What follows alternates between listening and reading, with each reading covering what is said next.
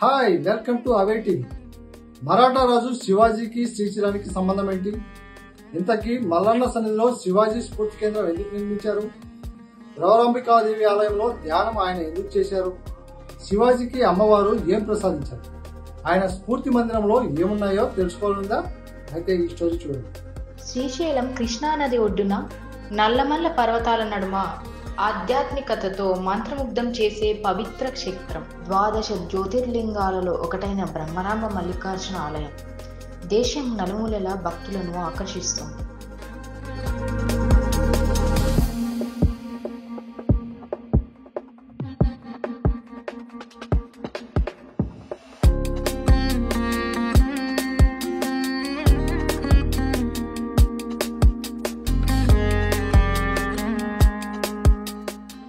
ఈ మల్లికార్జున స్వామి ఆలయ ఉత్తర గోపురాన్ని మహారాష్ట్ర వీరుడు ఛత్రపతి శివాజీ మహారాజ్ నిర్మించారని చరిత్ర చెబుతోంది.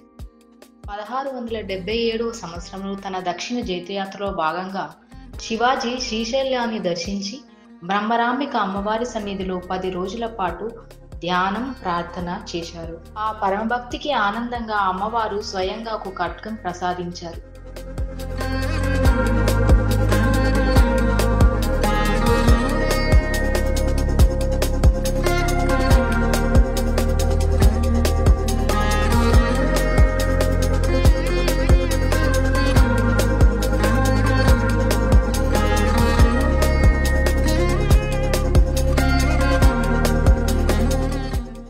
శివాజీ యాత్రకు గుర్తుగా శ్రీశైలంలో ఛత్రపతి స్ఫూర్తి కేంద్రం ఏర్పాటైంది. ఇక్కడ పట్టాభిషేక వేడుకలోని శివాజీ మహారాజ్ కాంస విగ్రహం, ఆయన మంత్రిమండలి దర్బారు రూపకల్పన దృశ్యాలు కనువిందు చేస్తుంటాయి.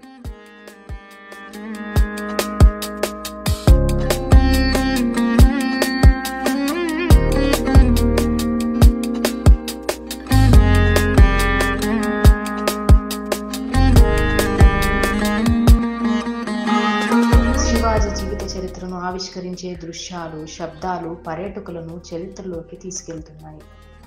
భక్తి, వీరత్వం, చరిత్ర కలిసిన స్థలమే శ్రీశైలం శివాజీ స్ఫూర్తికి సాక్ష్యంగా నిలుస్తుంది.